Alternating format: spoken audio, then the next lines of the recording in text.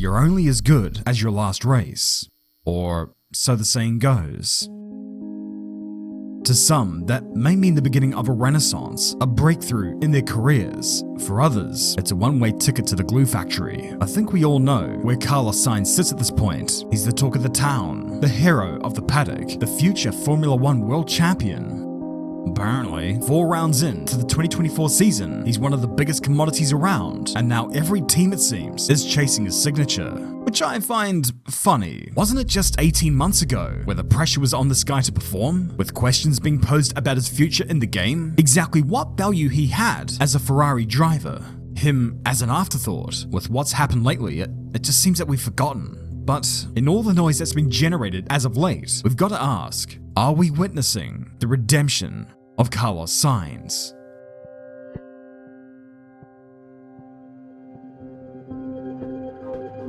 By the time he was snapped up by Ferrari in 2021, Carlos Sainz could have been regarded as one of the more underrated drivers on the entire grid. While a lot of attention was lavished upon Twitch streamer and part-time racing driver Lando Norris, Sainz was the top-placed McLaren driver in the standings by the time he had gone off to greener pastures in Maranello. Although it was never going to be easy to walk into this team, it was clear at this point that Charles Leclerc was the nearest thing to the second coming that the Italians could find. And having won the Italian Grand Prix in a Ferrari just a couple of years prior, he was untouchable, never again having his character or ability in doubt, never again having to pay for anything in Italy. And on paper, this was evident. He had outqualified Sainz in 9 out of the 22 races, and when they both finished the race, Sainz could only ever beat Leclerc 6 times. But there was something else on paper that was rather telling.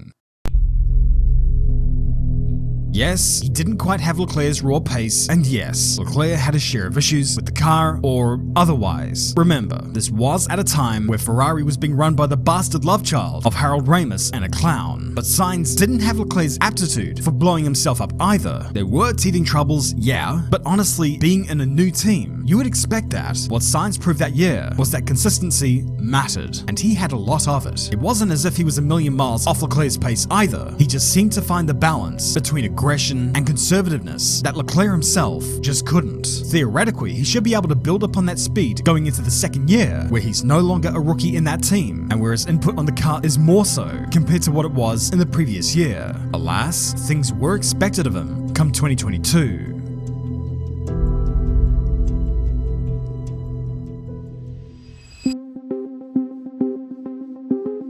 A new season, a new set of regulations, a new era entirely. With the last 11 million years being dominated by only a couple of teams, everyone set their eyes upon Red Bull and Mercedes, especially so Mercedes, given their no side pods. Advantage locked in for years? Am I right? However, once preseason testing got underway and the F175 was unleashed upon the circuit, everyone began to realize, whoa, wait a minute. Have Ferrari got something here? Spoiler alert, they did. Once the checkered flag fell on that Sunday afternoon in Melbourne, Charles Leclerc was leading the World Championship and Ferrari were comfortably ahead in the constructors' standings. It wasn't just the fact that they were leading, it was the manner in which they were winning. The Ferrari didn't just look solid. At that point, honestly, it looked like the best. And while it eventually faded away, thanks to the rapid development of the Red Bull RB18 and the rapid deterioration of Ferrari inner workings, Leclerc did at least put up a fighting chance and would win 3 races that year, the second most of any driver that season, and would place second in the World Drivers' Championship. I put emphasis on all of this because the contrast between him and Sainz was pretty damn noticeable. While Sainz helped complete a 1-2 in the opening race in Bahrain, the season began to crumble around him as he succumbed to a series of bad errors. Errors that not so much were a hindrance to his weekend, but rather destroyed them. And now the security of his seat was called into question, as is always the case in Formula One, where the driver market is pure Shark Tank territory. Did you really think I was going to segue into a sponsor there? You're so damn right! This video was brought to you by Surfshark VPN. Yeah, this may sound like a typical blurb, but you know as well as I do that our reliance online has been increasing tenfold. Whether you're doing your online banking, keeping in touch with people you care about, or doing other things, we would like to think that information of ours is safe. But as our online footprint increases, so does the need for proper security. So then, how do you get this proper security? Well, Surfshark is a VPN service that protects your information by encrypting all the data that you send through the internet, protecting your data and keeping any manises from getting at it. That not enough for you? Okay. Well, how's about this? We all already pay an arm and a leg for streaming services. But what if you can't access what you want based on your location in the world? It's a hot button, first world issue, but goddammit, it affects all of us. Well, with Surfshark, you can solve that problem by simply changing your location. Not only is this good for people who want to keep up with their favorite shows, but it can also be a critical tool for those who live in countries that heavily censor their people for whatever their reasons may be. It ain't quite teleportation, but it is about as close as we're gonna get right now. So, secure your privacy with Surfshark. Enter coupon code Josh Ravel for an extra 3 months free at the link that's on the screen right now or in the description box thingy that's down below. Which means for something like a couple of bucks a month, you would have the protection of the upper 1% in the courtroom. And remember, you're going to have 3 free months and a 30-day money-back guarantee as well. So what the bloody hell are you waiting for? For Sainz's form to improve? Well, it certainly was what Ferrari were waiting on. It certainly don't look good when you're spinning backwards through a cloud of dirt, gravel, and misery completely unprovoked, falling behind his teammate further and further while he's up ahead trying to win the world championship. It was a very bad start to his year, and to have chatter going on about the future of his seat doesn't do him many favors. It wasn't as if Sainz was lacking pace, at least on the grand scale of things, but his consistency was appalling and the errors were mounting. This needed to change, and starting from the next round, the tide did indeed start to turn. Here in the Principality, Ferrari were in the midst of a stage 4 meltdown. Their strategists had somehow become worse, and Mattia Binotto's complete and utter incompetency was starting to throw the team into the abyss. The only one that could really keep their heads together that weekend was Sainz. He persisted with wet tires for as long as he felt he needed to, not what the strategists thought he needed to. And as a result, after switching to slick tires, he jumped Leclerc in the queue and took second place. Then in Canada, he came mighty close to taking victory from Max Verstappen. However, there were some people that were saying that he should have centered, that he was too conservative, and remarkably, people were still questioning him now. It was about this time where I made a video titled "Don't Give Up on Carlos Sainz Yet," where I mentioned amongst all the bad press around him that we shouldn't underestimate him, that we shouldn't write him off, that he had a lot to offer. And for the first time in human history, a video of mine did not turn into a jinx. At Silverstone, Sainz took his maiden pole position in Formula 1, and come Sunday, he would cross the line the victor, taking his first Grand Prix win as well. This bumped him up in the championship standings, now only 11 points behind Leclerc. Now the public opinion of this guy began to shift. He was all of a sudden the best thing since sliced bread. It seems now that he can legitimately challenge Leclerc, and it was a damn fine drive, make no mistake, but there does need to be some context in all of this. Back in Monaco, Ferrari's fraud of a strategist had let Leclerc down badly, and then in Silverstone, they doubled down on that by refusing to pit him when everyone else came in under a late safety car, leaving him stranded in no man's land on old tires while everyone else around him was on brand new rubber, completely unable to defend or make any inroads. If any of you suffer with imposter syndrome, just remember, you will never be as bad at your job as the Ferrari strategists were that day. Reliability from this team at this time was unacceptable, and it cost Leclerc a lot of points. But in the interest of fairness, when Leclerc won the Austrian Grand Prix shortly after Silverstone, Sainz's car set itself on fire in an attempt to balance out the disparity in reliability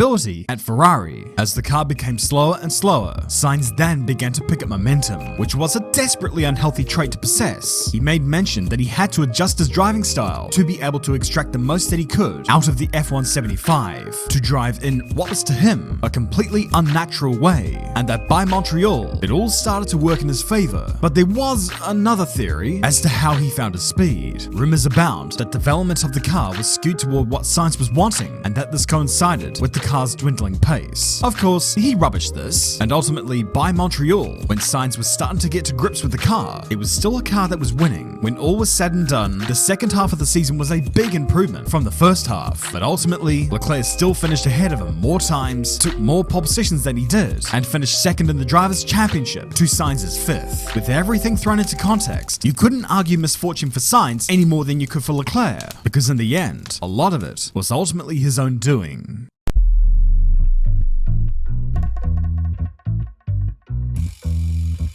The long lingering memory of the 2023 season was the sight of the indomitable RB19. Yes, Adrian Newey's pencil had worked wonders once again, creating a monster that would go on to win everything.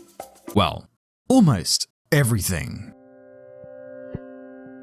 Only one race that year was won by a non-Red Bull, and it was Sainz. He masterfully guided his Ferrari to victory, warding off the attacks from Norris and the two Mercedes. The way in which he controlled the race, giving DRS to Norris to keep the Mercedes at bay, yet never letting him close enough to lose the lead, is what made people sit up and take notice and say, Hey, this guy got something. It certainly helped too that in this and the previous round in Monza, he had also taken pole position, and after only a little over 12 months, the tone from the general public had shifted from should he be in the Ferrari to he's the better driver in Ferrari. But if we peel away that momentous weekend in Singapore, what we were left with was a merely decent season. After that win under lights, he never out-qualified or finished ahead of Leclerc in any of the remaining races. The last weekend was especially grim, and if we were to look back at the beginning of the year, there were still plenty of mistakes, and he was hardly a born-again sinner there either. Yeah, Sainz was hard done by, with instances such as Vegas, but on balance, throughout the year, he wasn't the better driver to come out of Maranello. With Charles Leclerc under contract until the advent of interstellar space travel, that second seat at Ferrari was still in vacancy for 2025. At least, at this point, talks were ongoing. Sainz wanted to stay.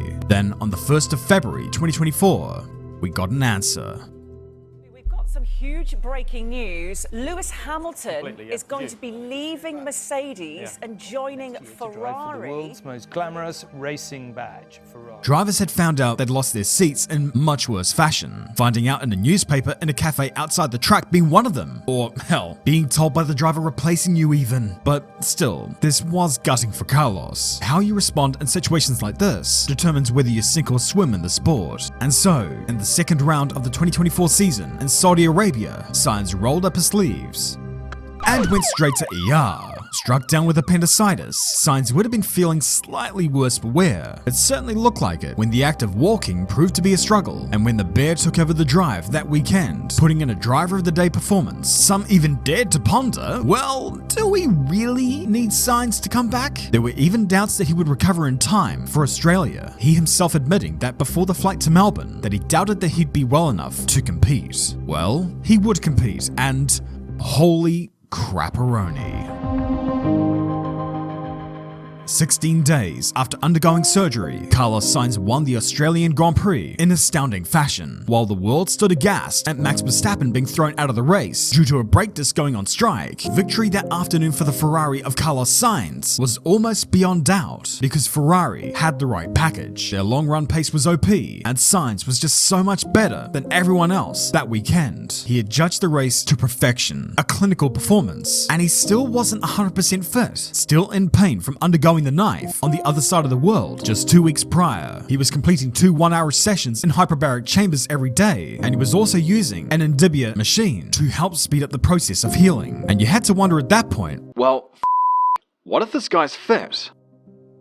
in the next race in Japan, Sainz out-qualified Leclerc, and he finished ahead of him in the race. In the 3 rounds they completed together so far in 2024, Sainz has out-qualified Leclerc twice, and finished ahead of him in the race every time. And now this is the point where people started to ponder the question, are we witnessing the redemption of Carlos Sainz? Well, maybe. Do you want to know why I'm sounding so skeptical here?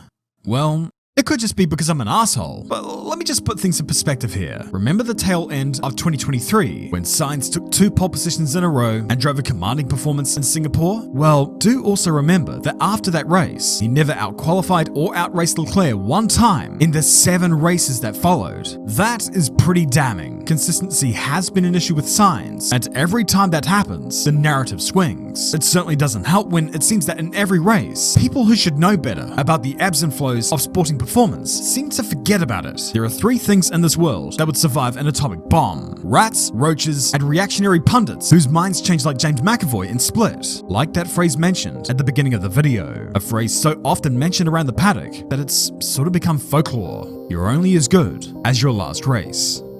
Pah, what a crock of shit. But if there is something that this last string of performances has done for sure, it's that it's made Carlos Sainz the most valuable free agent in the motor racing world. With multiple teams chasing his signature, he could almost name his price, and he would be worth every penny. Did Ferrari fire the wrong driver? Well, when you look at the stats from the last few years, the answer to that would be no. And a few good performances aren't going to change that opinion. However, what we do know is Sainz's potential. We know what he could do. Anyone who doesn't see that is kidding themselves. And after going through the lowest of lows at the start of the season, he's elevated himself very high up the food chain to the point where, while he will be out of Ferrari at the end of this year, he almost certainly will not be out of Formula One entirely. I guess in that regard, you could call it a redemption.